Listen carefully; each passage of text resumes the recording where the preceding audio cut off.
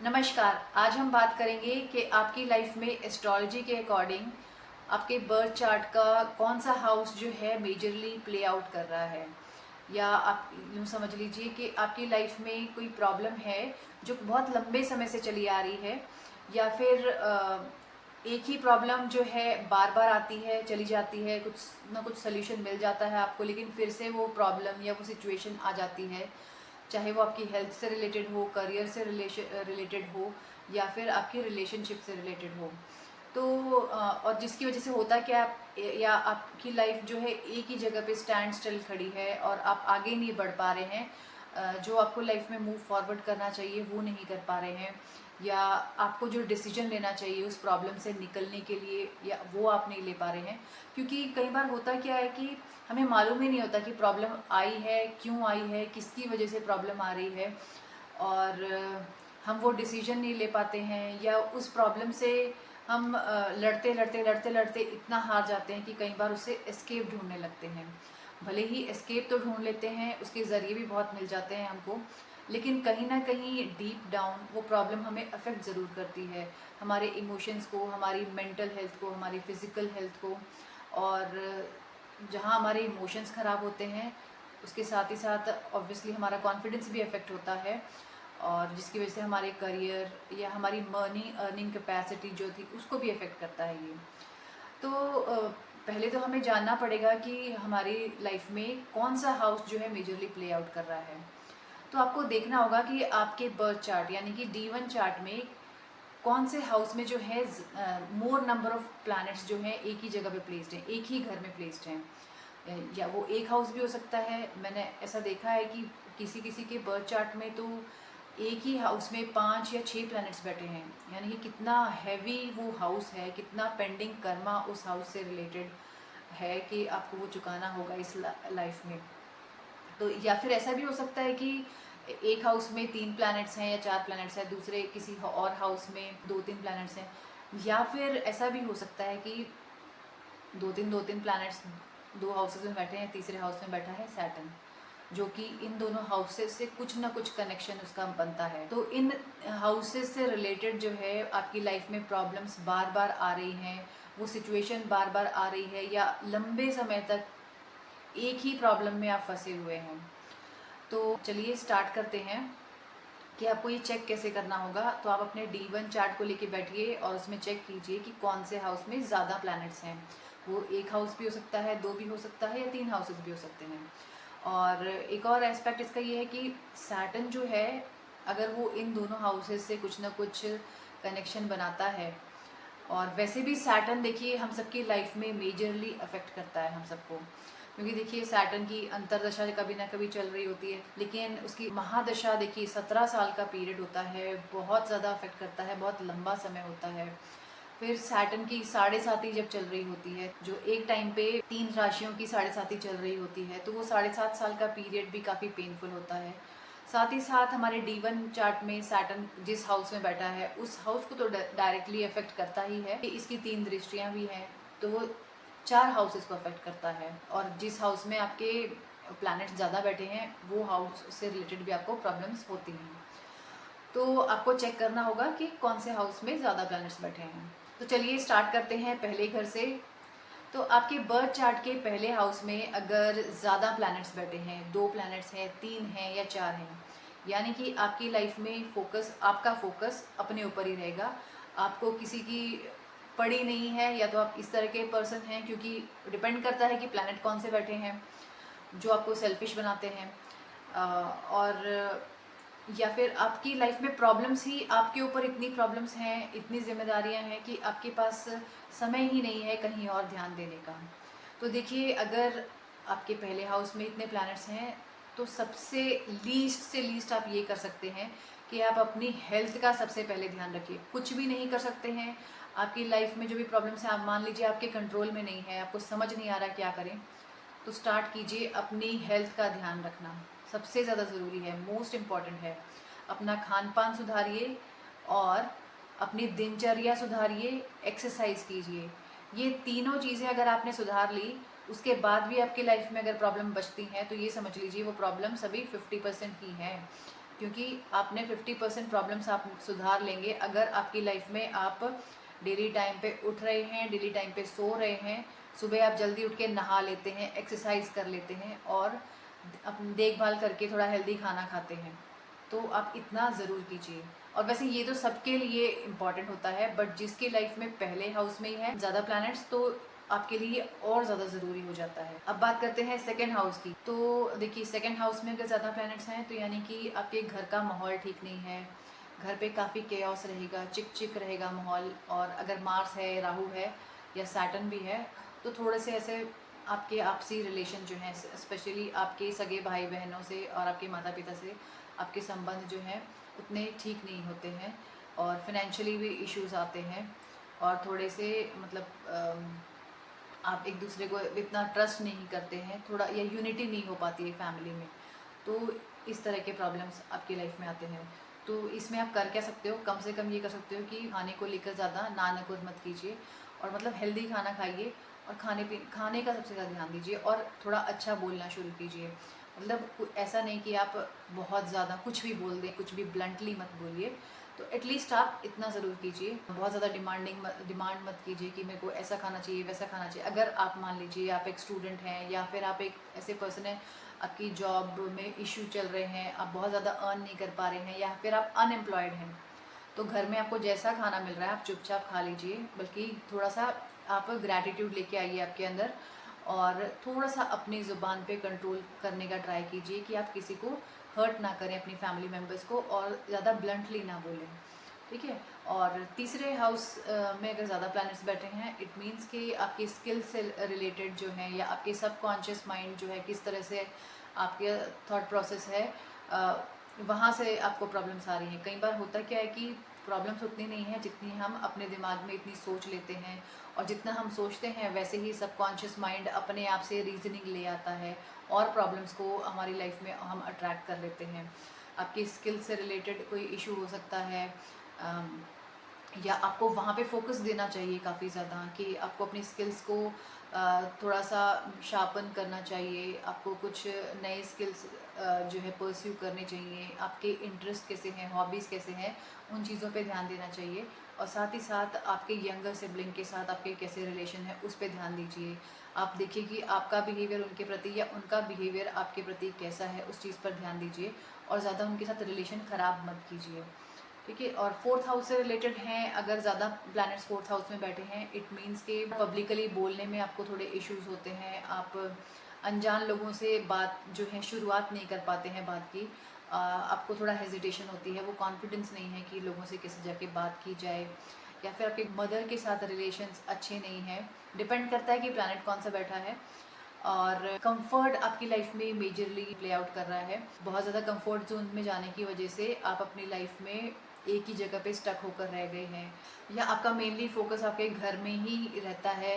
जैसे आपके करियर पे आपको ध्यान देना चाहिए, लेकिन आपको आपका फोकस क्या रहेगा अपने घर पे, क्या हो रहा है क्या नहीं हो रहा है। इनफैक्ट अगर आप घर से दूर भी रह रहे हैं तो भी आपको घर की चिंता लगी रहती है कि घर में पता नहीं क्या चल रहा होगा। अगर आपके फिफ्थ हाउस में मोर नंबर ऑफ प्लैनेट्स प्लेस्ड हैं, इट मीन्स कि आप काफ़ी क्रिएटिव पर्सन हैं। आपको जैसे डांसिंग हो गया, या सिंगिंग जैसे, या एक्टिंग ऐसे, या आर्ट से रिलेटेड जो भी आपकी हॉबीज़ हैं, या आप उनमें करियर परस्यू करना चाहते हैं, आपका फोकस उन सब इन चीज़ों में है।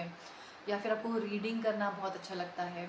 और अगर आप एक पेरेंट हैं तो आपका फोकस अपने बच्चे पे बहुत ज़्यादा है। कई बार होता क्या है कि बच्चों को ना हम उतनी फ्रीडम नहीं देते हैं जितनी उनको देनी चाहिए। हमारा फोकस रहता है कि बच्चे ये ना कर दे, वो ना कर दे, ऐसा ना हो जाए, वैसा ना हो जाए, ये हद से ज़्यादा उनकी चिंता करते हैं। अगर आप एक पेरेंट हैं तो उसमें आपको ध्यान देना होगा, थोड़ा सा बच्चे को थोड़ी फ्रीडम भी देनी होगी। ध्यान तो देखिए सभी पेरेंट्स रखते ही हैं, बट ओवर कंट्रोल करना ना बच्चे के लिए भी अच्छा नहीं होता। तो आप इन चीज़ों पे फोकस कीजिए। हाँ, रीडिंग आपको करनी चाहिए, ये आपके लिए बहुत अच्छा रहता है। यूँ समझ लीजिए आपकी लाइफ में लाइट जो है ना, या आपकी लाइफ में जो फेम जो है, वो इसी हाउस से आपको मिलेगा। अब बात करते हैं सिक्स्थ हाउस की। तो यानी कि आपके लाइफ में ये हाउस बहुत ज़्यादा प्ले आउट कर रहा है। रोग, ऋण या शत्रु दुश्मनी हो सकती है किसी के साथ, प्रॉपर्टी को लेकर, या ऑफिस में किसी के साथ हो सकती है। लोन से रिलेटेड कुछ इशू हो सकता है, या लीगल मैटर में आप फंस सकते हैं। उससे रिलेटेड आपकी लाइफ में लंबे समय से एक ही प्रॉब्लम या केस पेंडिंग चल रहा है काफ़ी समय से। मतलब तारीख पे तारीख लग रही है, लेकिन उस मैटर से आप निकल नहीं पा रहे हैं। आपके किसी रिलेटिव के साथ, स्पेसिफिकली आपके मैटरनल साइड, मामा मासी, इन सब रिलेटिव के साथ कुछ ना कुछ टसल रहेगा। लीगली भी हो सकता है, या फिर वैसे ही चल सकता है, या फिर जैसा कि मैंने बताया कुछ बैंकिंग से रिलेटेड इश्यूज हो सकते हैं। प्रॉपर्टी को लेके कुछ ना कुछ डिस्प्यूट हो सकता है, या जॉब में आपके कुछ ना कुछ, आपके कॉलीग्स के साथ कुछ इशू हो सकता है। ऐसा भी हो सकता है कि आप लॉयर हैं। आप लॉयर हैं तो आप झगड़ों में फंसते हैं, झूठ बोलना पड़ता है। ऑब्वियसली लॉयर का तो काम ही है, उनको लड़ना ही पड़ेगा केस। तो या फिर ये लोग की लाइफ में वो प्रॉब्लम्स कुछ ना कुछ आते रहते हैं, और इनके पास भी वो एक कैपेसिटी है उन प्रॉब्लम से लड़ने की।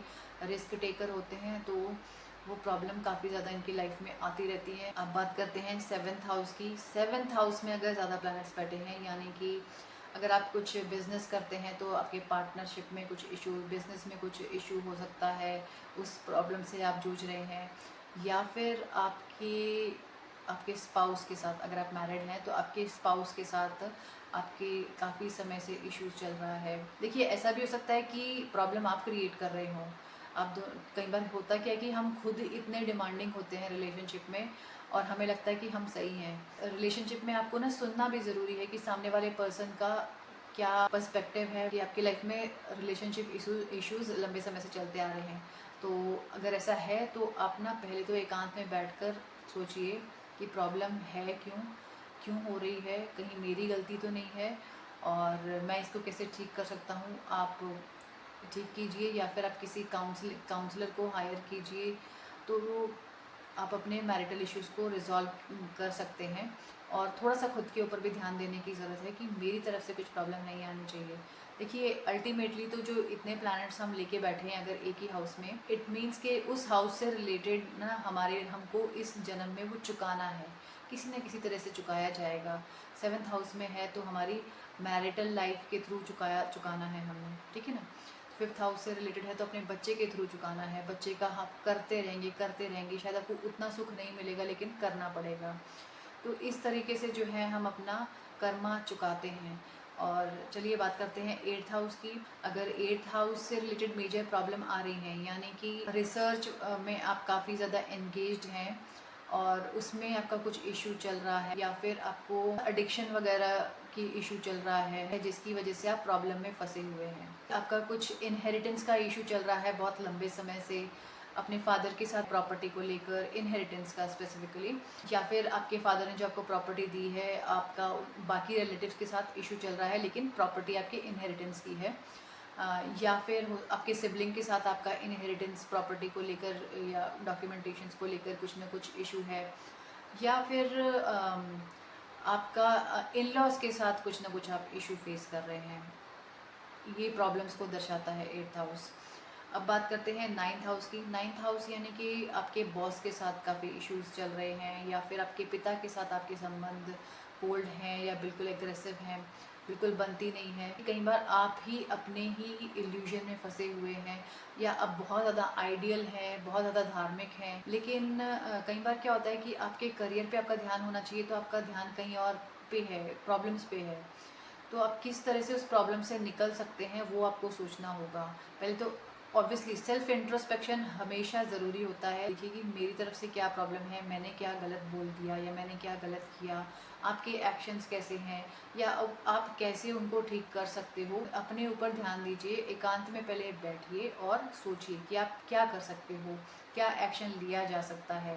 9th हाउस भाग्य का है, तो आपको भाग्य से काफ़ी कुछ मिला हुआ है अपने पिता से। कई बार होता क्या कि 9th हाउस अच्छा है, लेकिन ओवर थिंकिंग की हैबिट है। आप अपनी थिंकिंग से या अपनी इल्यूजन या आप अपनी ही प्रॉब्लम में फंसे रहते हैं, वो एक्शन नहीं ले पाते हैं।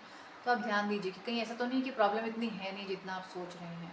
तो 9th हाउस से रिलेटेड आपको कुछ भी प्रॉब्लम आ रही है ना, तो आपको मंदिर विजिट करना चाहिए।